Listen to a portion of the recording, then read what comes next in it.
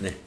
자, 지난 시간에 우리가 종합소득세 세목 중에서 이자, 배당, 사업, 근로, 연금소득까지 우리가 정리를 해봤습니다.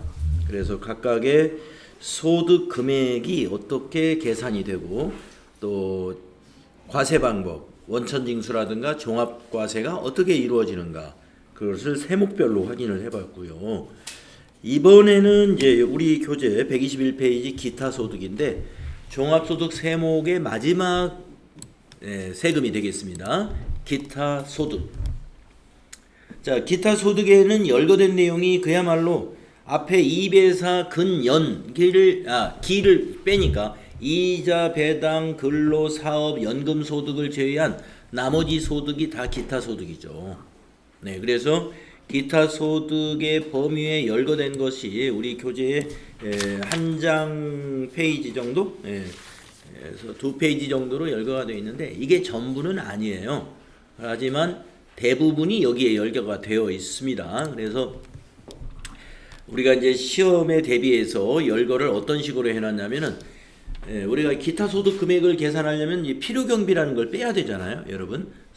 소득에서 필요경비를 제외해야 이제 소득 금액을 산출하는 거니까 필요경비 기준으로 정리를 해놓은 표라고 보시면 되겠습니다. 그래서 기타 소득을 필요경비 기준으로 한번 정리된 표를 보자면은 먼저 투표권 우리 경마장에서 얻는 소득을 말하는 거예요. 경마장에 가서 여러분 소득을 얻어보셨는지 모르겠는데 경마장에 가서 마권이라는 걸 우리가 투표권이라고 그러죠. 그래서 그 마권을 샀는데 그게 적중이 됐어요. 그러면 이제 배당금을 받거든요. 그것을 우리는 배당소득이라고 안 하고 기타 소득으로 분류를 하고 있습니다. 슬롯머신도 마찬가지죠. 슬롯머신이라는 기계에다가 우리가 그 투입을 하죠. 돈과 같은 것을 투입을 해가지고 그 토큰 같은 것을 투입을 해서 그것이 이제 적중이 되면 돈이 쏟아지잖아요. 그래서 그것을 우리가 기타 소득 금액으로 분류를 합니다. 이 두 가지는 실제 필요경비만 인정을 해요. 실제 필요경비. 그러니까 무슨 얘기냐면 투표권 만약에 승마 투표권이다 그러면은 거기에 투표한 금액 당첨된 그 마권의 매입 금액을 말하겠죠. 그 투표한 금액이고 슬롯머신의 당첨 금품이다 그러면은 그 기계에다가 투입한 금액을 필요경비로 인정한다. 이런 얘기입니다. 자, 그 다음에 이제 세 번째 줄에 보면은 두 가지의 기타 소득 내역이 있는데요. 첫 번째 내역은 뭐냐면은 공익법인이 주무관청의 승인을 받아서 시상하는 상금 또는 부상을 말합니다. 그래서 공익법인이다 그러면 학교를 비롯해 가지고 주무관청 하면은 이제 학교나 어떤 단체에서 공익단체에서 주무관청 하면은 이제 정부기관이 되겠습니다. 관청이니까. 그러면 이제 교육인적자원부라든가 무슨 과학 관련된 부처라든가 이런 부처에서 또 문화관광 관련되는 부처도 있죠. 그래서 예체능 대회도 하고 무슨 수학 경시 대회도 하고 뭐 과거에는 컴퓨터 경진 대회 이런 것도 참 많았어요. 그래서 공익법인이 주무관청의 승인을 받아서 대회를 하게 되면은 거기에 이제 금상, 뭐 대상, 장려상 해가지고 시상을 할 수가 있습니다. 그때 받는 상금 이것을 기타 소득으로 분류를 하고 있어요. 뭐 부상 같은 거 뭐 작은 거는 신고 대상이 안 되겠습니다만은 부상 중에서도 뭐 컴퓨터 한 대를 받았다든가 뭐 수백만 원짜리 그 부상을 받았다면 이제 기타 소득으로 신고 대상이 된다고 보시면 되겠습니다. 그 다음에 주택 입주 지체 상금. 건설회사가 주택을 이제 그 분양을 하고서 그 주택에 입주한 입주자에게 약속한 날에 공사가 지연이 돼서 입주를 하지 못하게 되게 되면은 그 입주가 지체된 기간만큼의 보상금을 지급을 했다 이거예요. 그러면은 그 입주자가 받는 그 지체 상금, 즉 지체 보상금을 말하는 거예요. 이런 것은 기타 소득으로 분류해서 과세를 합니다. 기타 소득으로 분류해서 과세를 하는데 필요경비를 굉장히 많이 인정을 합니다. 네, 실제 필요경비는 아마 증명하기가 어렵거나 아니면 되게 작아요. 실제 필요경비가 되게 작은 편입니다. 그래서 이걸 적용하면 돼요. 80%. 총수익 금액의 80%를 필요경비로 인정한다. 여기 콤마 찍고 실제 필요경비 이렇게 해놓은 것은요. 요 1, 2 중에서 가운데 앞에 부분은 맥스라고 표시해 놨잖아요. 큰 것을 적용하면 된다. 예, 그러니까 우리 입장에서 납세자 입장에서 큰 거, 유리한 걸 선택할 수 있다는 얘기입니다.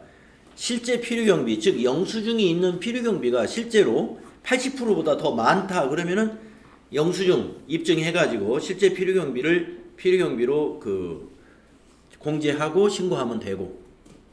근데 영수증 다 해도 아마 총수익 금액의 80%가 안 된다 그러면은 이거 무시하고 총수익 금액의 80%를 필요경비다 하는 겁니다. 그래서 여러분 시험에서는 실제 필요경비는 알 수 없다 이렇게 문제를 대게 돼요. 그러면은 우리가 기타 소득 금액 계산할 때 요 두 건에 대해서는 어떻게 계산을 해줘야 되느냐? 만약에 상금으로 200만 원을 받았다라고 하면은 80%를 빼면 돼요. 그러면 120만 원이 필요경비죠. 그러면 그 사람의 기타 소득 금액은 80만 원인 거예요. 상금을 200만 원 받았다 그러면 기타 소득 금액을 계산할 때는 필요경비 80% 경비 제외하면 80만 원 소득 금액으로 판단하시면 맞다. 자, 그래서 요 두 가지 잘 기억하십시오. 필요경비 80%짜리 딱 두 가지입니다. 공익법인이 주무관청의 승인을 받아 시상하는 상금이나 부상, 그 다음에 주택입주 지체 보상금. 자, 이제 네 번째로 내려오게 되면은 총수익 금액의 60%를 필요경비로 인정받을 수 있는 기타 소득 금액들이에요. 네, 60%. 어떤 것이 있느냐? 무형자산을 양도하거나 대여하고 그 대가로 받은 금품. 네. 그러니까 개인의 경우를 말하는 거죠. 개인이 소유한 영업권이나 어업권 같은 것이 있을 수 있다.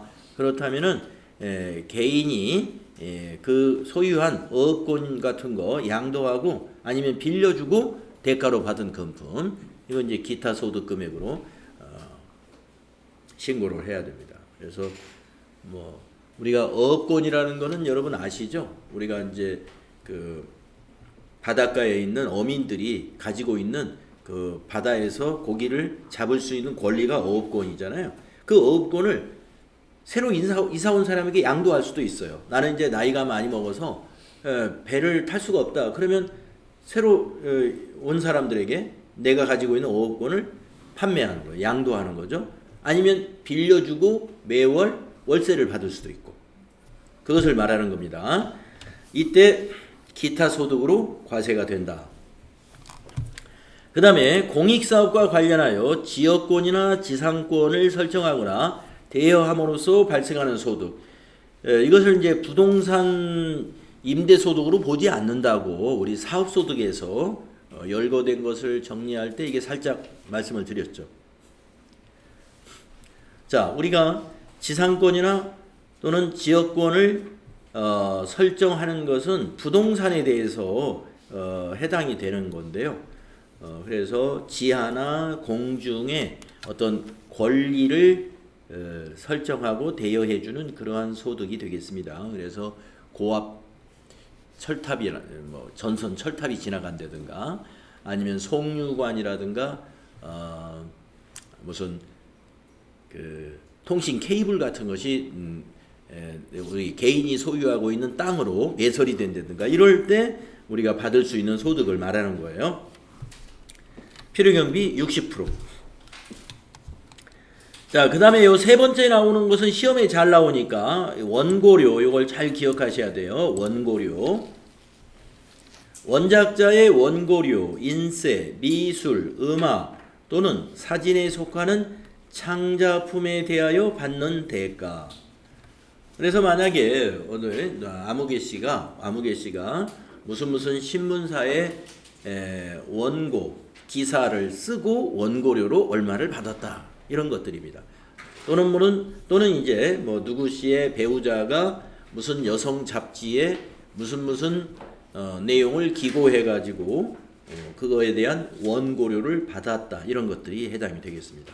신문, 잡지 이런 곳에, 또는 방송도 마찬가지예요. 방송에 우선 원고를 써가지고 이렇게 내는 거 있잖아요. 거기서 당선이 된다든가 채택이 되면 소정의 원고료를 받을 수가 있습니다.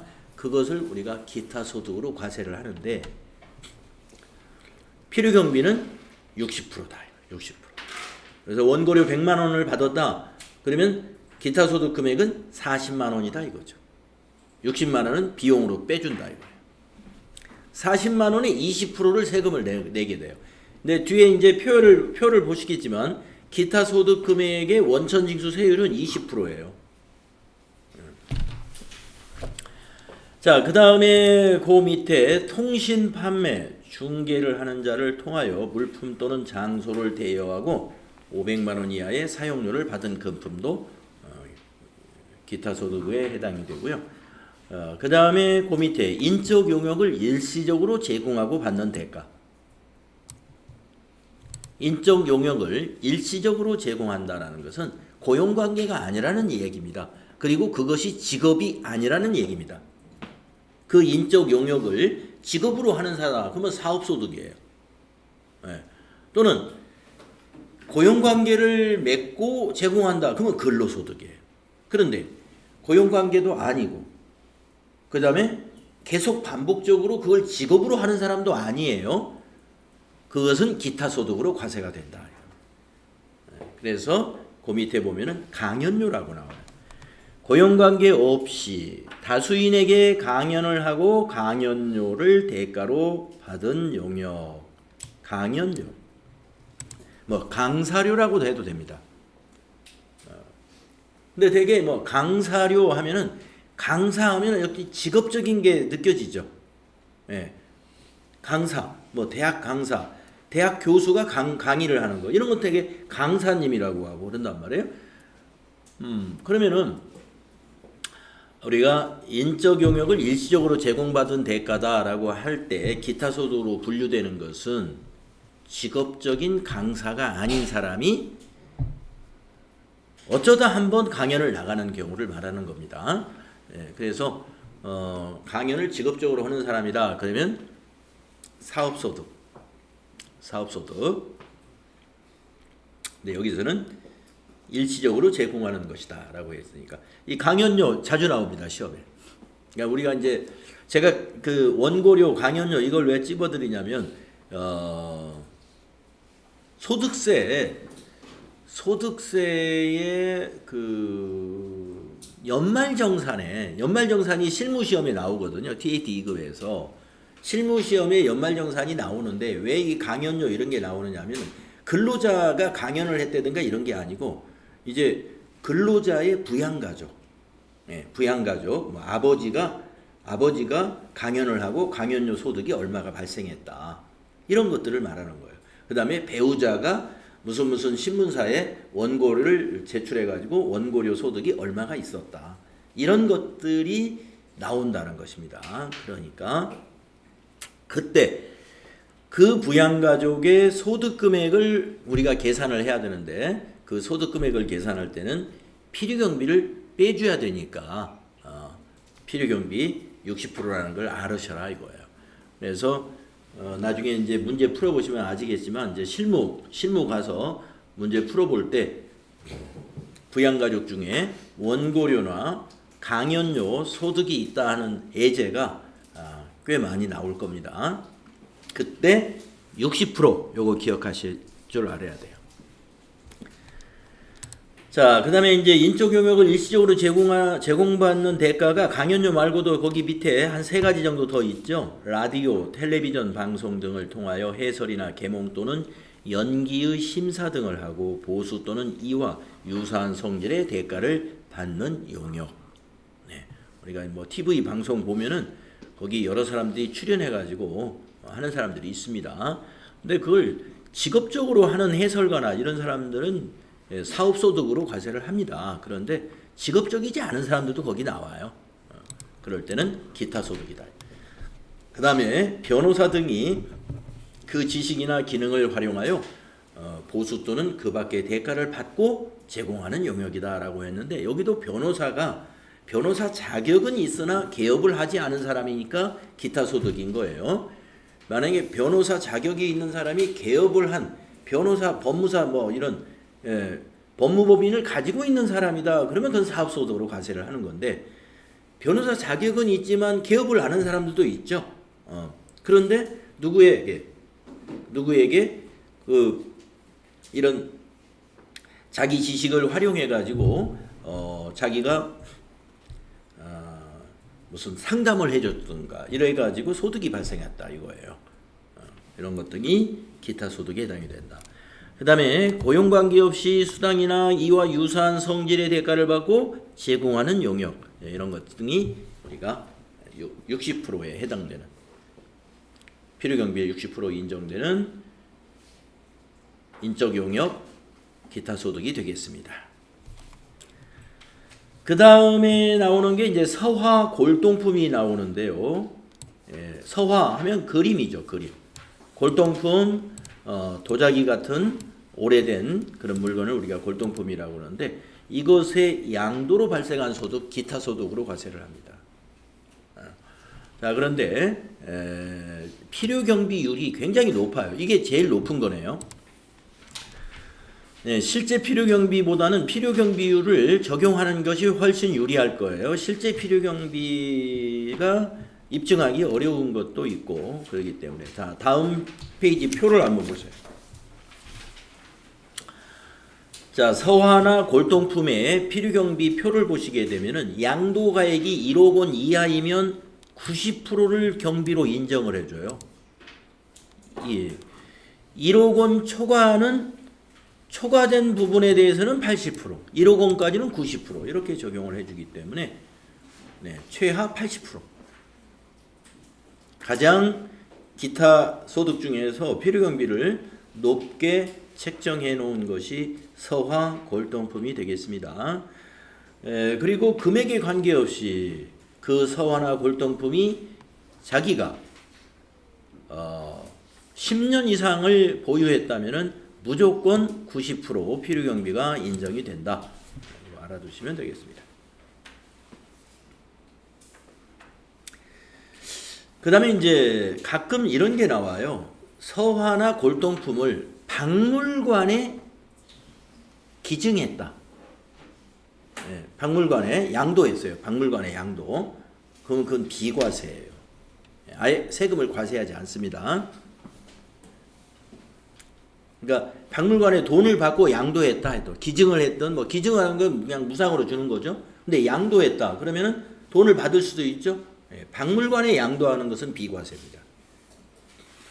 그러면 여기서 과세하는 건 뭐예요? 박물관이 아닌 다른 뭐 업자, 사업자나 개인에게 양도하는 것에 대해서 과세하는 것입니다. 자, 그 다음에는 이제 필요경비가 인정되지 않거나 실제 필요경비만 인정하는 경우들이 되겠습니다. 그래서 저 앞에 실제 필요경비만 인정하는 게 2개가 먼저 나왔었어요. 보니까 승마권하고 그 다음에 슬롯머신, 그것도 실제 필요경비만 인정하는 거였어요. 여기에 또 실제 필요경비만 인정하는 거 내지는 필요경비가 인정되지 않는 것들이 여기 많이 있는데요. 자, 한번 쭉 보겠습니다. 상금, 현상금, 포상금, 보로금 또는 이에 준하는 금품, 그런데 아까 공익법인이 주무관청의 승인을 받아서 그 대회를 치렀을 때 그때는 필요경비 80% 인정을 해준다고 그랬어요. 근데 여기는 그것이 아닌 것을 말하는 겁니다. 그래서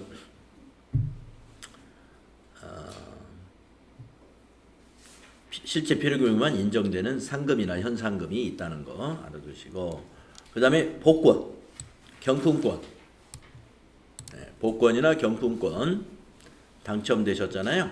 기타 소득으로 과세가 되는 것이고요. 기타 소득으로 과세가 되고 실제 필요금만 인정을 합니다. 근데 이제 복권 같은 거는 은행에서 이제 예를 들어서 우리가 운이 좋아가지고 뭐 복권이 뭐 5천만 원 이렇게 1억 이렇게 큰 돈이 당첨이 됐어요. 그러면 지급을 누가 합니까? 은행에서 지급하죠. 그러니까 은행은 사업자이기 때문에 지급을 할 때 정확하게 원천징수를 딱 하고 한단 말이에요. 복권 1억 원짜리다 그러면은 20% 20% 원천징수 딱 해요. 그러니까 2천만 원 떼고 8천만 원을 줄 거란 말이죠. 근데 경품권 같은 거 무슨 이런 그런 일반 단체에서 하는 경품권 같은 거 경품에 당첨됐어요. 뭐 200만 원짜리 텔레비전을 받게 됐다. 그 신고해가지고 우리가 과세 기타 소득으로 신고하는 사람들이 있을까요? 실제로는 잘 안 합니다. 이런 거는. 근데 원래는 하도록 돼 있다 이거예요. 하도록. 그래서 복권 같은 거야 이제 그 은행에서 지급을 하기 때문에 현금으로 지급하는 이런 거는 이제 빠지지 않고 다 과세가 되는 편인데, 그 외에 경품권 이런 거 과세하기 좀 어려운 게 있어요. 그런데 이제 그 뭐 방송이라든가 방송국이라든가 이런 데서 큰 기관에서 하는 거는 그 기관이 세금을 대신 내주는 수도 있습니다. 기관이. 자, 아무튼 기타 소득으로 과세가 된다는 거. 복권은 요건 중요합니다. 복권은 시험에 나올 거예요. 근데 이 복권은 또 왜 중요하냐? 아까 그 저기도 마찬가지예요. 그 승마권이나 그 다음에 슬롯머신도 마찬가지인데요. 원천징수로서 의무가 끝나요. 이런 것들은 원천징수로서. 그래서 완납적 원천징수에 해당이 되는 것입니다. 그거는 뒤에 또 표가 있으니까요. 그 123페이지 표가 보이네요. 완납적 원천징수로 무조건 분리과세가 되는 기타 소득이 몇 개가 있거든요. 그 중에 지금 아까 그 승마권이라든가 그 다음에 슬롯머신, 그 다음에 지금 나온 복권, 요게 지금 사행성에 해당되는 것들로 볼 수가 있는데 그것이라고 보시면 돼요. 자, 그 다음에 또 사행행위 등 규제 및 처벌 특례법에서 규정하는 행위에 참가해서 얻은 재산상의 이익이라고 했는데요. 이거는 무조건 분리과세는 아닙니다. 사행행위.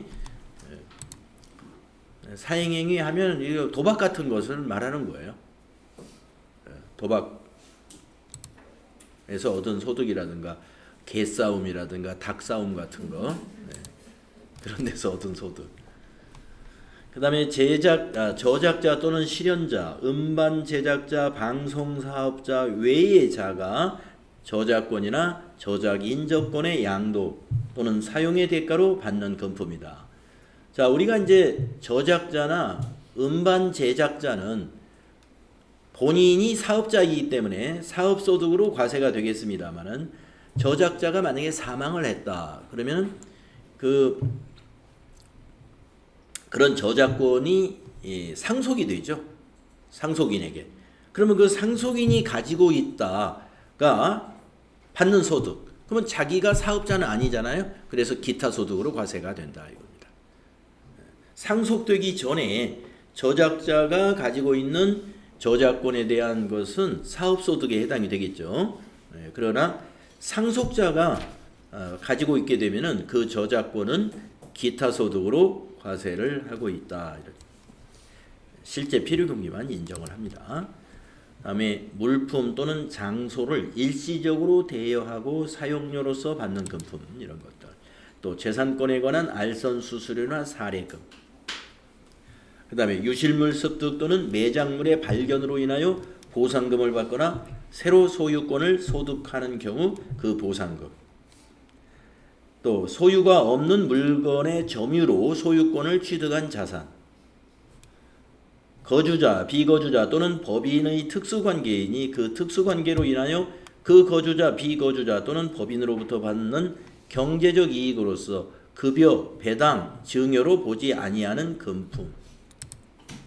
영화, 필름, 라디오, 텔레비전, 방송용 테이프, 필름, 그 밖에 이와 유사한 자산 또는 권리의 양도, 대여 또는 사용의 대가로 받는 금품. 계약의 위약 또는 해약으로 인하여 받는 소득으로서 위약금, 배상금, 부당이득 반환 시 지급받은 이자 이런 것도 이제 기타 소득으로 과세가 됩니다. 근데 이제 계약의 위약이나 해약으로 받는 그 소득에 대해서는 300만 원이 넘었을 때는 과세가 되는데요. 300만 원까지의 과세는 금액은 종합과세는 되지 않습니다. 그러니까 과세가 되긴 되는데 과세를 하긴 해야 되는데 300만 원까지는 이제 분리과세. 300만 원이 넘으면 종합과세 하게 된다. 근데 이것도 아마 이게 기타 소득에 열거된 것들은 신고가 사실 실제로 과세가 안 되는 부분들이 상당히 많아요.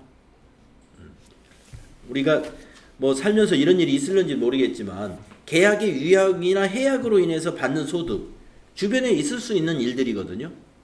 부동산 거래에서 많이 있을 수 있잖아요. 부동산 거래에서 만약에 내가 집을 팔고 다른 데로 이사를 하려고 집을 내놨어요. 근데 어떤 사람이 딱 와서 계약을 했어요. 그래서 나도 이사를 가야 되니까 나도 이제 다른 집을 알아봐서 계약을 했단 말이에요. 그래서 나는 이제 이사를 가야 되는데 이 사람이 와서 우리 집을 이제 못 사겠다. 그러고 한다. 그러면 1,000만 원을 만약에 계약금을 걸었을 때 그 취소한 사람이 1,000만 원 달라고 할 수 있나요? 못 하죠. 예. 그런 것을 말하는 거예요. 그러면 나는 다른 사람에게 빨리 또 팔아야 되잖아요. 네. 그래서 안 돌려줍니다. 그때 1,000만 원. 근데 내가 과연 이 1,000만 원 이런 사실이 있었다는 것을 세무서에 신고할까요? 근데 원래는 신고해야 됩니다. 예. 제가 종합소득세 신고할 때 내가 계약의 위약으로 기타 소득이 1,000만 원 발생했다 해가지고 자진 신고해야 돼요. 왜냐하면 소득세라는 건 신고 납세주의이기 때문에 신고하지 않으면 몰라요. 과세관청에서. 그래서 몰라서 신고 안 하면 뭐 큰 죄가 아니겠죠. 근데 이제 아는 사람이 신고를 안 하면은 이제 양심의 가책이 좀 느끼면 되겠죠. 근데 신고 안 해도 아마 모를 겁니다. 세무서에서. 그런 것까지 어떻게 다 찾아내겠어요. 네. 자, 이 내용은 그런 내용입니다. 근데 얼마까지 비과세돼요? 비과세는 없어요. 네, 다 과세인데 아까 300만 원이라는 것은 300만 원까지는 그냥 분리과세. 예, 분리과세로 끝나는데 분리과세라는 건 원천징수가 되어야 분리과세인데 원천징수를 누가 하느냐 이거예요. 아까 그 1,000만 원을 지급한 우리 집 계약한 그 계약자가 그러면 제가 원천징수 할 테니까 거기서 20% 빼고 1,000만 원에서 20% 보면 200만 원. 200만 원 돌려주세요. 해야 되는데 그거 알고 돌려달라고 할 사람 없고 또 돌려줬으면 그 사람이 200만 원을 세무서에 납부해야 되거든요. 그 사람이 원천징수 한 사람이. 예. 그런데 그렇게 되게 안 일어난다 이거죠. 만약에 신고를 안 한 걸 그 계약 해지한 사람이 신고해두면 부가세 내요? 아니 세금을 내요? 안 내고. 뭐 무슨 그런 그 고약한 고발을 하면은 뭐 곤란할 수는 있겠는데 그 사람이 그걸 포함해서 신고했는지 안 했는지는 모르잖아요. 내용을. 그래서 신고하는 것도 그건 쉽지 않죠. 예. 그 사람이 어떤 종합소득세 신고를 어떻게 했는지를 제3자가 알 수 없는 거니까.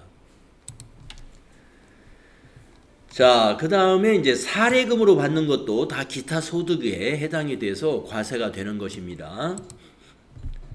소기업 소상공인의 공제부금 해지 일시금이라는 게 있어요. 예, 저도 여기에 가입을 했는데 노란우산 공제 이런 것이 되겠습니다. 노란우산 공제. 우리 개인 사업자들이 퇴직금처럼 부으면 좋다 그래서 부금으로 붓고 있는데 이걸 부으면 납입금액 연간 500만 원 한도 내에서 소득 공제를 해줘요. 그러면 소득 공제를 받으면은 과세 표준이 줄어들기 때문에 소득세에서 세제 혜택을 보게 됩니다. 그래서 개인 사업자는 제가 보기에도 무조건 이걸 가입하는 게 좋아요. 나중에 또 사업을 폐업하게 되면은 일시금으로 또 받는 거니까 그 일시금으로 받는 게 이겁니다. 예. 그러면 그게 무슨 소득이냐 이거예요. 기타 소득으로 본다 이거예요. 기타 소득.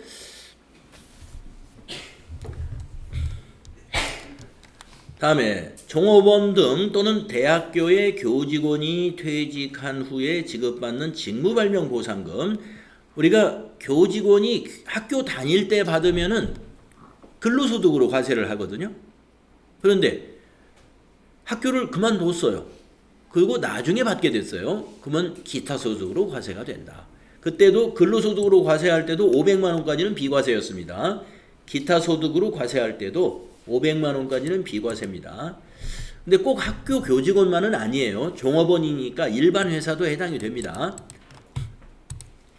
직무발명 보상금이라고 있어요. 예, 회사에서 어떤 신기술을 발명한다든가 어떤 새로운 어떤 특허 기술을 발명할 때 같이 거기에 참여를 한 사람들에게 일정의 그 보상금을 회사가 지급할 수가 있습니다. 그 보상금에 대한 것인데 1인당 연간 500만 원까지는 비과세. 퇴직 전에 부여받은 주식매수 선택권을 퇴직 후에 행사하거나 고용관계 없이 주식매수 선택권을 부여받아 이를 행사함으로써 얻는 이익. 네, 근로자에게 만약에 근무 중에 주식매수 선택권을 행사했다면 근로소득으로 과세가 되었었죠. 그런데 이거는 퇴직 후에 행사했다 했기 때문에 기타 소득으로 과세를 하게 됩니다.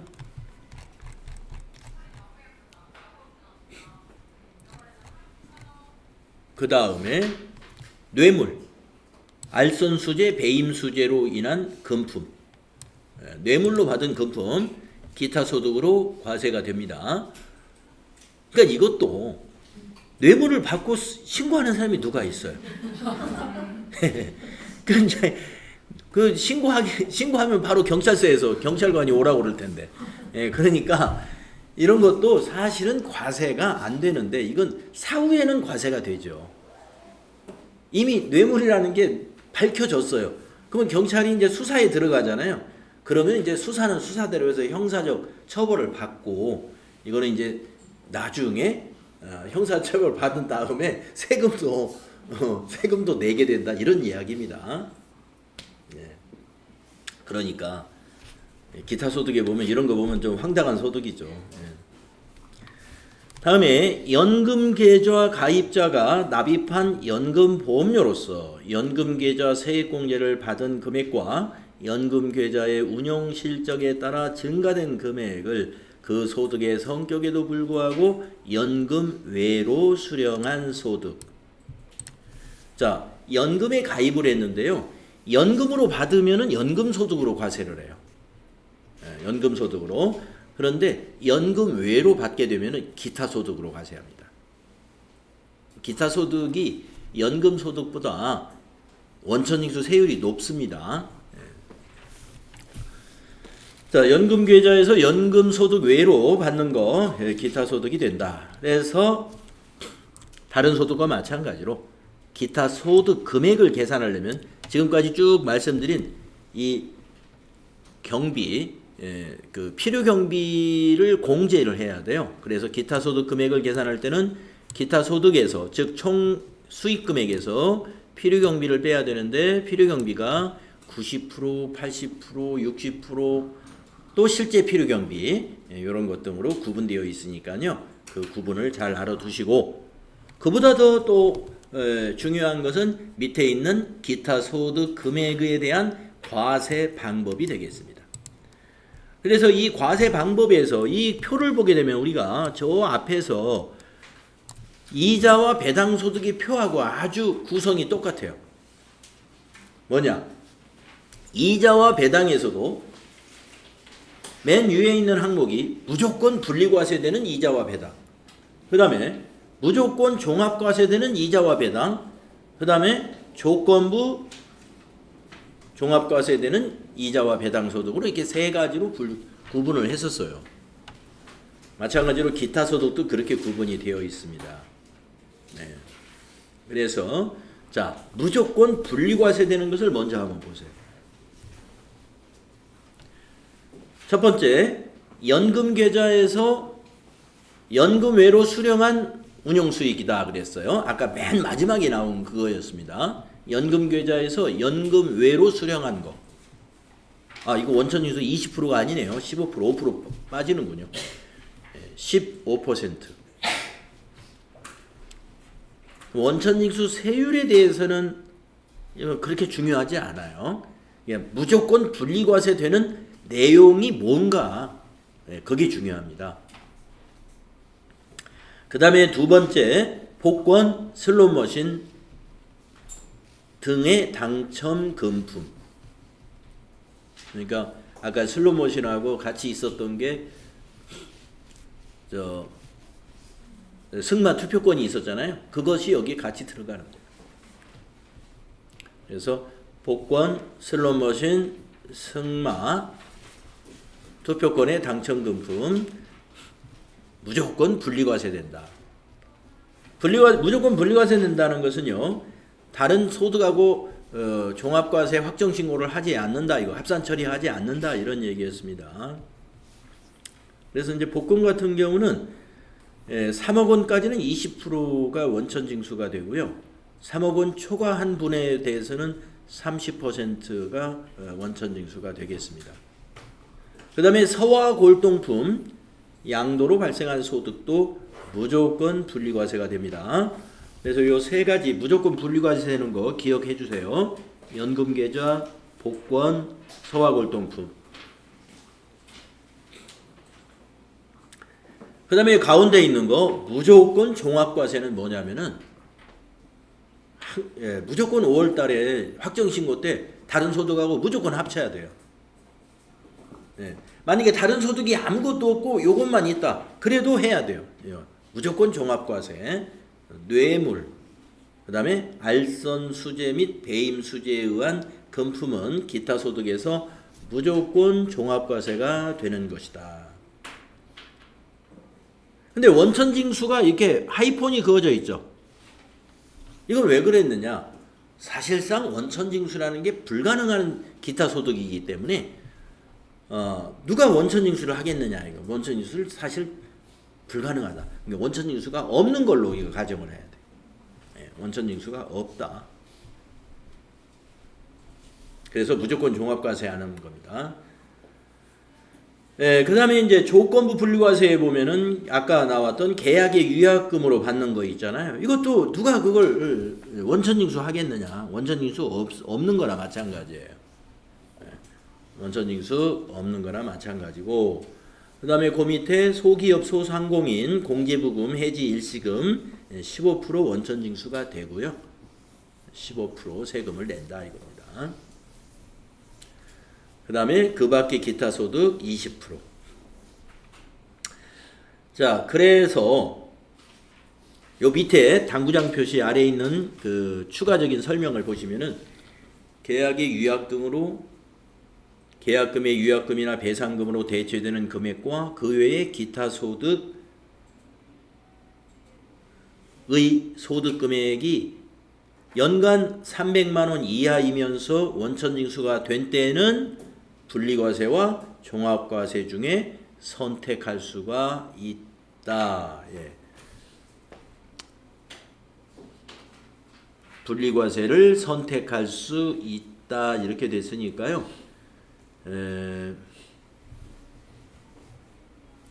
이 금액을 말하는 거예요. 여기에 소득 금액이 300만 원 이하이면서 이 조건부 분리과세의 조건을 여기다 써놓은 셈이에요. 300만 원 이하이면서 연간 300만 원 이하이면서 원천징수가 된 건에 대해서는 분리과세 선택할 수가 있다. 요거 기억을 하시면 되겠습니다.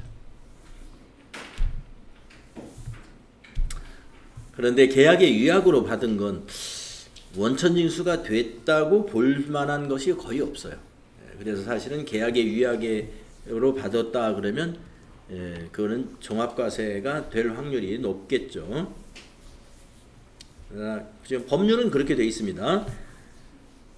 소득금액이 여기 조건부 분리과세는 소득금액이 연간 300만 원 이하이면서 원천징수가 된 때에는 분리과세를 선택할 수가 있다. 소득금액 기준이에요. 소득금액. 소득금액은 그 필요경비를 뺀 금액이 연간 300만 원 이하일 때를 말합니다. 네. 자, 이렇게 해서 기타 소득에서 시험에 나올 만한 소득 내용을 쭉 정리를 했고요. 아까 제가 강조해드린 그런 부분만 핵심적으로 잘 기억하고 계시다면 이론 문제, 그 다음에 나중에 연말정산 실무 수행을 할 때 큰 문제가 없을 겁니다. 자, 이렇게 해서 2배사 근연기를 소득 금액을 어떻게 계산하는지를 다 정리를 했고요. 다음 시간에 이제 제2절로 넘어가겠습니다. 제2절에서는 이 종합소득 금액, 지금까지 알아본 게 종합소득 금액까지 알아본 거예요. 종합소득 과세, 이자, 배당, 사업, 근로, 연금, 기타, 이거에 소득 금액을 산출하는 방법까지 알아봤거든요. 그 열거된 내용이 무엇이고 소득 금액은 어떻게 계산하는 것인가, 즉 필요경비가 무엇로 공제가 되는가, 그것을 알아본 것입니다. 그래서 다음 시간에는 그러면은 이 종합소득 금액을 이제 알았으면 세금을 어떻게 산출하느냐 이거예요. 그 세금을 산출하려면은 추가로 이러이러한 절차를 거치게 됩니다. 그래서 이 부분에 대해서 다음 시간에 이 부분에 대해서 정리를 하도록 하겠습니다. 자, 쉬었다 하겠습니다.